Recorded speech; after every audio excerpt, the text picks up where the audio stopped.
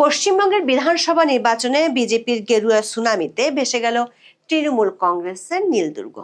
পদ্ম ফুলের জোয়ারে একেবারে নেতিয়ে পড়েছে ঘাসফুল। এর মধ্য দিয়ে বাংলাদেশের লাগোয়া ভারতের এই রাজ্যে মমতা ব্যানার্জির ১.৫ দশকের শাসনের অবসান ঘটল। বিজেপির এই জয়কে কেউ বলছেন কাঠামোগত ওলটপালট, আবার কেউ দেখছেন বিরাট এক আদর্শিক সাফল্য হিসেবে। যে যেভাবেই দেখুক, একটি বিষয়ে সবাই একমত, সেটি হলো বাংলাদেশ এবারের ভোটের মতো অতীতে কখনোই পশ্চিমবঙ্গের নির্বাচনে এত বড় ভূমিকা রাখেনি। একইভাবে পশ্চিমবঙ্গের কোনো নির্বাচনও বাংলাদেশে এত মনোযোগ কাড়েনি অতীতে। প্রশ্ন হলো, পশ্চিমবঙ্গের নির্বাচনে হঠাৎ বাংলাদেশকে ঘিরে এত সব আকর্ষণের কারণ কি, যেটি রাজ্যের জনতান্ত্রিক কাঠামো এতটা বদলে দিয়ে পদ্ম ফুলের বাম্পার ফলন ঘটিয়েছে? আবার বঙ্গজয়ের পর দৃশ্যত বাংলাদেশ সীমান্তের ৩ দিকে এখন শুধু বিজেপি আর বিজেপি। তাতে কি অস্বস্তি বাড়ছে বাংলাদেশ সরকার শীর্ষ মহলের? সে প্রশ্ন উঠছে কারণ বিজেপি সরকার এখনো শপথই নেয়নি। তার আগেই বাংলাদেশের বিএনপি সরকারের শীর্ষ পর্যায় থেকে হুঁশিয়ারিও এসে গেছে। ঢাকায় অনেকের মধ্যে পুশিন আতঙ্ক আর আলোচনা যে বাড়ছে, সেটির মধ্যে বাংলাদেশ সরকারের পররাষ্ট্রমন্ত্রী খলিলুর রহমান বলেছেন, পুশিন হলে জবাব দেবে ঢাকা, প্রয়োজনীয় ব্যবস্থা নেবে বাংলাদেশ সরকার। অথচ কয়েকদিন আগে খলিলুর রহমান দিল্লি সফরের সাফল্য নিয়ে উচ্ছ্বসিত মন্তব্য করেছিলেন। সেখানে তিনি বিজেপি সরকার শপথ নেওয়ার আগেই এমন হুঁশিয়ারি কেন দিলেন, সেটিও আবার ঠিক চীন যাওয়ার আগে কেন দিলেন? এমন বক্তব্য খানিকটা বিস্ময়ের জন্ম দিয়েছে ঢাকার কূটনৈতিক পাড়ায়।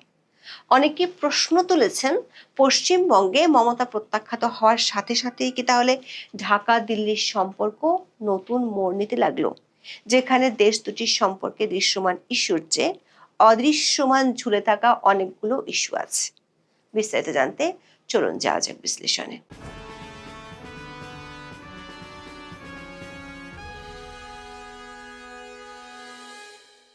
২০১১ সালে পশ্চিমবঙ্গ বিধানসভা নির্বাচনে বিজেপির ভাগ্যে একটি আসনও জোটেনি। তখন শূন্য আসন পাওয়া বিজেপি মাত্র ১৫ বছরে ২০০ আসনের সীমা অতিক্রম করে ফেলল। ভোট হওয়া ২৯৩ আসনের মধ্যে এককভাবে সরকার গঠনের জন্য দরকার ছিল ১৪৭টি আসন। সেখানে পদ্মফুল ২/৩ আসন নিশ্চিত করে ফেলেছে। সবশেষ তথ্য অনুযায়ী ২০৬টি আসন এখন মোদি বাহিনীর জিম্মায়। আর নিজের ডেরায় পরাজিত হওয়া মমতার তৃণমূল কংগ্রেস ও তাদের জোট পেয়েছে ৮১টি আসন। দর্শক, ভারতের ৪ রাজ্য ও একটি কেন্দ্রশাসিত অঞ্চলের ভোটের ফল বেরিয়েছে সোমবার, মানে ৪ মে। এর মধ্যে সবার নজর ছিল পশ্চিমবঙ্গের দিকে। বেলা গড়ানোর সাথে সাথে পদ্মের গেরুয়া ঢেউ যেভাবে সুনামি হয়ে ফিরে আসবে, তা অতি বড় বিজেপির সমর্থকও ভাবেনি। গণনা শুরুর সাথে সাথে কলকাতার কালীঘাটে তৃণমূলের সদর দপ্তরে শ্মশানের নীরবতা নেমে আসে। বিশেষজ্ঞরা বলছেন, এই ফলাফল কেবল একটি দলের জয় নয়, বরং এটি বাংলার রাজনৈতিক ইতিহাসের এক নতুন অধ্যায়ের সূচনা। যে গ্রামীণ এবং আধা শহরে ভোট ব্যাংক একসময় মমতা ব্যানার্জির শক্তির উৎস ছিল, আজ সেই ভোটাররাই পরিবর্তনের আশায় বিজেপির দিকে ঝুঁকেছেন। আনন্দবাজারের সাংবাদিক অনিন্দ্য জনের প্রশ্ন রেখেছেন, তার মানে কি পশ্চিমবঙ্গের মানুষ প্রো বিজেপি হয়ে গেছেন? তিনি বলছেন, সেটি নয়, বরং যেটি ঘটেছে সেটি হলো এই ভোটটা ছিল মমতা অর নো মমতা। পশ্চিমবঙ্গের মানুষ নো মমতায় ভোট দিয়েছেন, অর্থাৎ এবারের বিধানসভা নির্বাচন আসলে ছিল প্রত্যাখ্যানের ভোট। এই প্রত্যাখ্যানের পেছনে বিশ্লেষকরা বলছেন, মোটা দাগে আছে 5টি কারণ, যেটি আমরা গতকালের ভিডিওতে তুলে ধরেছিলাম। বলেছিলাম, মমতার ৩ মকে বিজেপি ঘায়েল করেছে নতুন 5 ম দিয়ে। সে কারণগুলোর বাইরে এবারে পশ্চিমবঙ্গের নির্বাচনে ভূমিকা রাখার পেছনে বড় করে আলোচনা হচ্ছে বাংলাদেশ ইস্যু নিয়ে।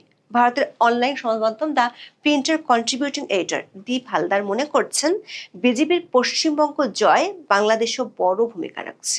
তার মতে, বাংলাদেশের ২৪শে আগস্টে শেখ হাসিনা সরকার পতনের পর হিন্দুদের উপর হওয়া নির্যাতন হোক, কিংবা বাংলাদেশের শিকড়ে থাকা মতুয়া সম্প্রদায়ের ভোট অথবা অবৈধ বাংলাদেশি অভিবাসীদের কারণে রাজ্যের জনতান্ত্রিক কাঠামো বদলে যাওয়ার ভয়, সবই কাজ করেছে বিজেপির এই জয়। সোমবার দ্য প্রিন্টের মতামত বিভাগে প্রকাশিত বিশ্লেষণে দীপ হালদার লেখেন, মমতার জনপ্রিয়তা যে এবার বড় প্রশ্নের মুখে পড়েছে, তার পিছনে অন্যান্য কারণগুলোর মধ্যে একটি বড় কারণ ছিল প্রতিবেশী দেশ বাংলাদেশ।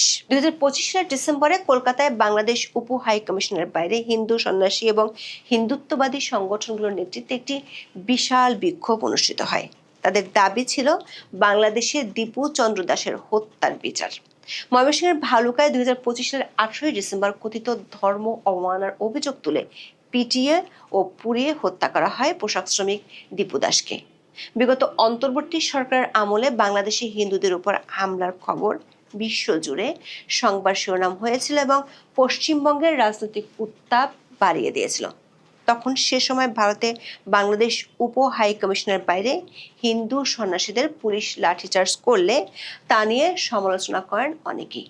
তখন থেকেই বিজেপির মূল বয়ান ছিল শেখ হাসিনা সরকার পতনের পর বাংলাদেশে হিন্দুরা যেমন নিরাপত্তাহীনতায় ভুগছে, তেমনি মুসলমানরা সীমান্ত দিয়ে অবৈধভাবে ভারতে প্রবেশ করতে পারে এবং ভোটার তালিকায় নাম তুলে মমতা ব্যানার্জির বিশেষ নির্বাচনী সুবিধা দিতে পারে। আবার এবারে পশ্চিমবঙ্গের নির্বাচনে আরেকটি কারণে বাংলাদেশের যে ভূমিকা আছে সেটা নিয়ে আলোচনা হচ্ছে। সেই কারণটি হলো মতুয়া ফ্যাক্টর। 19বিংশ শতাব্দীতে পূর্ববঙ্গ, যেটি আজকের বাংলাদেশ, সেখানে হরিচাঁদ ঠাকুরের হাত ধরে প্রতিষ্ঠিত মতবাদ ভিত্তিক হিন্দু সামাজিক আন্দোলনের অংশ হলো মতুয়া সম্প্রদায়। যুক্তরাজ্যের সাসেক্স ইউনিভার্সিটির নৃবিজ্ঞান বিভাগের British Academy international fellow Ayan Guha the প্রিন্টকে বলেছেন, ভোটার তালিকা থেকে অনেকের বাদ পড়া নিয়ে পশ্চিমবঙ্গের মতুয়াদের মধ্যে হতাশা ছিল। তারপরও যাদের ভোট ছিল তাদের কাছে বিজেপি ছিল প্রথম পছন্দ, কারণ বাংলাদেশে শেখ হাসিনা পরবর্তী সময় হিন্দুদের উপর ব্যাপক সহিংসতা ও নির্যাতন তাদের হিন্দু শরণার্থী হিসেবে ভোট দিতে উদ্বুদ্ধ করেছে। দীপ হালদার মনে করেন, হিন্দু মুসলিম রাজনৈতিক মেরুকরণ পশ্চিমবঙ্গের বহুত্ববাদী সমাজে আগে সেভাবে কাজ না করলেও প্রতিবেশী বাংলাদেশের ঘটনাবলী রাজ্যের রাজনীতিকে একটি বড় মোড় দিয়েছে এবং বিজেপিকে ক্ষমতার স্বাদ পাইয়ে দিয়েছে। আবার পশ্চিমবঙ্গের কোনো নির্বাচন আগে কখনো বাংলাদেশে এত মনোযোগ কাড়েনি বা এটি নিয়ে এতটা আলোচনা হয়নি। নির্বাচনী প্রচারে অমিত শাহ কিংবা শুভেন্দু অধিকারীর নানা বক্তব্যে মাঝে মাঝে বাংলাদেশও ঝড় তুলেছে। পশ্চিমবঙ্গের ভোটারদের মতোই বাংলাদেশেও আলোচকরা দুভাগে ভাগ হতে দেখা যায়, বিশেষ করে বিজেপি নাকি তৃণমূল, কে জিতলে লাভ বেশি বাংলাদেশের তা নিয়ে। ঢাকার জন্য বহুল কাঙ্ক্ষিত তিস্তা চুক্তিতে বাধা দিলেও মমতার জন্য ঢাকার অনেকের সহানুভূতি দেখা গেছে। সেটি কি শুভেন্দু অধিকারী শেখ হাসিনাকে এখনো বৈধ প্রধানমন্ত্রী বলায়, নাকি দিল্লিতে বিজেপি সরকার তাকে আতিথেয়তা দেয়? নির্বাচনের আগে বিজেপির অবৈধ বাংলাদেশে তাড়ানোর রাজনীতি কিংবা পোষণের পক্ষে প্রচার নিঃসন্দেহে পদ্মার এই পারে অনেককে ভাবিয়ে তুলেছে। আসামের মুখ্যমন্ত্রী হিমন্ত বিশ্ব শর্মার কড়া মন্তব্য সেই ভাবনায় যেন আগুনে ঘি ঢেলেছিল। বাংলাদেশের পররাষ্ট্র মন্ত্রণালয় বাংলাদেশের ভারতীয় ভারপ্রাপ্ত হাই কমিশনারকে তলবও করেছিল হিমন্ত বিশ্ব শর্মার ওই মন্তব্যের জেরে। সোমবার নয়াদিল্লিতে সফররত বাংলাদেশি সাংবাদিকদের একটি প্রতিনিধি দলের সঙ্গে মত বিনিময়কালে বিক্রম মিস্ত্রি বিষয়টি নিয়ে কথা বলেছেন। ভারতের পররাষ্ট্র সচিব এই প্রসঙ্গে বলেছেন, পররাষ্ট্র সম্পর্ক নির্ধারণের বিষয়টি দেশের কেন্দ্রীয় সরকারের এখতিয়ারভুক্ত। এটি কোনো নির্দিষ্ট রাজ্যের রাজনৈতিক পরিস্থিতির উপর নির্ভরশীল নয়। ভারতের পররাষ্ট্র সচিব বলেছেন, বাংলাদেশ ও ভারতের মধ্যে বিদ্যমান সম্পর্ক পুনর্গঠনের লক্ষ্যে সুনির্দিষ্ট ও সতর্ক উদ্যোগ নিয়েছে ভারত। বর্তমানে স্থবির হয়ে থাকা 40টিরও বেশি দ্বিপাক্ষিক প্রক্রিয়া পুনরায় সক্রিয় করার চেষ্টা করছে দিল্লি। তবে বাস্তবতা হলো, দিল্লি ও ঢাকার সম্পর্ক পুনরুদ্ধারের জন্য যতই সতর্ক উদ্যোগ নিক না কেন, পশ্চিমবঙ্গের নির্বাচনে বিজেপির বড় বিজয় ঢাকার নীতি নির্ধারক মহলকেও ভাবিয়ে তুলেছে। তাদের মধ্যে বিষয়টি ব্যাপক আলোচনা জন্ম দিয়েছে। বিশেষ করে পুশিন ইস্যুটি নিয়ে আলোচনা বাড়ছে। মোদির ভাষায়, পশ্চিমবঙ্গে পদ্ম ফোটার পর বাংলাদেশ ভারত দুই দেশের সীমান্তবর্তী এলাকাগুলোর রাজনৈতিক দখলদারিত্বের ম্যাপই পাল্টে গেছে। অভাবনীয় এই জয়ের পর পশ্চিমবঙ্গ রাজ্য বিজেপি তাদের ফেসবুক পেজে লিখেছে, অঙ্গ বঙ্গ কলিঙ্গ। প্রাচীন ভারতে কলিঙ্গ ছিল বিহার এলাকা নিয়ে গঠিত, অঙ্গ গঠিত ছিল উড়িষ্যা এলাকা নিয়ে, আর বঙ্গ মানে বাংলা। বিহার ও উড়িষ্যা রাজ্যের ক্ষমতা আগিয়ে নিয়েছে বিজেপি, এখন বঙ্গ দখলও সারা হলো।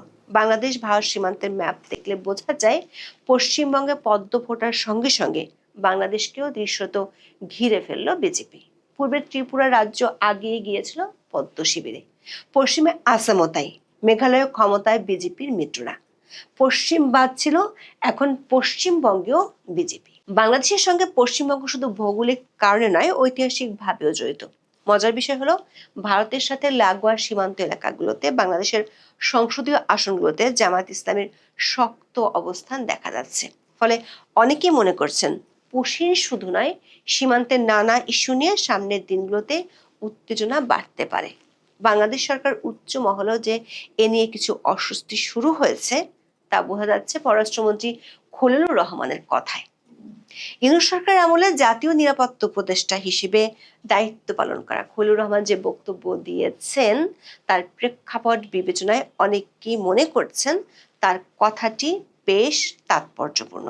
খলিলুর রহমান মঙ্গলবার সাংবাদিকদের বলেছেন, ভারতের পশ্চিমবঙ্গে বিধানসভা নির্বাচনের মাধ্যমে ক্ষমতার পালা বদলে কোনো পুশিনের ঘটনা ঘটলে পাল্টা ব্যবস্থা নেওয়া হবে। এখানে তাৎপর্যপূর্ণ বিষয়টি হলো, পশ্চিমবঙ্গে বিজেপি সরকার গঠনের সবুজ সংকেত পাওয়ায় বাংলাদেশের পররাষ্ট্রমন্ত্রী খুব স্বাভাবিক প্রক্রিয়ায় শুভেচ্ছা জানানোর কথা, কিন্তু তিনি সেটি না করে খানিকটা আক্রমণাত্মক ভঙ্গিতে পুশিন প্রসঙ্গ টেনে এনে দুদেশের সম্পর্ক ভালো করার উদ্যোগকে প্রশ্নবিদ্ধ করে তুলেছেন।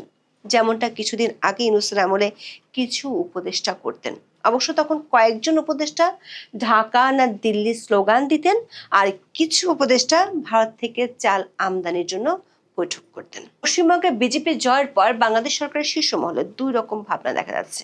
তবে সম্পর্কটি কেমন হবে তা দেখার আগে পররাষ্ট্রমন্ত্রীর একেবারে পাল্টা ব্যবস্থা নেওয়ার কথা বলে ফেলাকে অনেকেই বিচ্ছিন্ন ঘটনা হিসেবে দেখতে চান না। কারণ খলিলুর রহমান পশ্চিমবঙ্গের আগামী সরকার সম্পর্কে আগাম আশঙ্কা ঠিক সেদিনই প্রকাশ করেছেন যেদিন তিনি চীনের পথে রওনা দিলেন। অথচ গত মাসে খলিলুর রহমান ভারত সফরে গিয়েছিলেন। সেই সময় দ্বিপাক্ষিক নানা বিষয় নিয়ে আলোচনার পাশাপাশি সম্পর্ককে নতুন উচ্চতায় তুলে নিয়ে যাওয়ার কথাও শুনিয়েছিলেন। এর মধ্যে মির্জা ফখরুল ইসলাম আলমগীরের নেতৃত্বে বিএনপির শীর্ষ পর্যায়ের কিছু নেতাও চীন সফর করে এসেছেন। ফলে প্রশ্ন উঠছে, মঙ্গলবার পশ্চিমবঙ্গে বিজেপির বিজয় নিয়ে খলিলুর রহমানের বক্তব্যের মধ্যে এত তাড়াতাড়ি যে সংশয়, সন্দেহ, উৎকণ্ঠা প্রকাশ পেল, যেটি কিছুদিন আগেও একেবারে ভিন্ন ছিল, সেটি কি দুদেশের সম্পর্কে অন্য কিছুর ইঙ্গিত দিচ্ছে? এমনকি একদিন আগে পররাষ্ট্র প্রতিমন্ত্রী শামা ওবায়দ ঠিক উল্টো কথা বলেছিলেন, যেমনটা মঙ্গলবার দিল্লিতে ভারতের পররাষ্ট্র সচিব বলেছেন। শামা ওবায়েদ বিজেপি জেতার পর ভারতের সঙ্গে দ্বিপাক্ষিক সম্পর্ক নিয়ে উদ্বেগকে গুরুত্ব দিতে নারাজ। তিনি মনে করেন, পশ্চিমবঙ্গে বিজেপি সরকার গঠন করলেও দুই দেশের সম্পর্কে কোনো নেতিবাচক প্রভাব পড়বে না। এমনকি বিএনপির অনেক সিনিয়র নেতারাও একই ধরনের বক্তব্য দিয়েছেন। বিএনপি চেয়ারম্যান তারেক রহমানের উপদেষ্টা অ্যাডভোকেট সৈয়দ মোয়াজ্জেম হোসেন আলাল বলেছেন, সম্পর্কের অবনতি হওয়ার কোনো কারণ তিনি দেখেন না। ঢাকার বিশ্লেষকদের ধারণা, পশ্চিমবঙ্গে বিজেপি ক্ষমতায় আসায় বাংলাদেশের সীমান্তে দিল্লির কেন্দ্রীয় সরকারের প্রভাব যে বাড়বে এতে কোনো সন্দেহ নেই। এই প্রভাব দুই দেশের মধ্যে জিয়ে থাকা দৃশ্যমান ইস্যুগুলোর সাথে অদৃশ্যমান ইস্যুর ব্যাপারে অস্থিরতা যেমন বাড়াতে পারে, তেমনি এর উল্টোটাও ঘটতে পারে। তবে পুশিন ইস্যু নিয়ে ঢাকার শীর্ষ মহলের মধ্যে যে কিছুটা অস্বস্তি বেড়েছে সেটি লক্ষণীয়। এখন এ পর্যন্ত। সবাই ভালো থাকুন, সুস্থ থাকুন, নিরাপদে থাকুন। দেখা হবে আগামী পর্বে।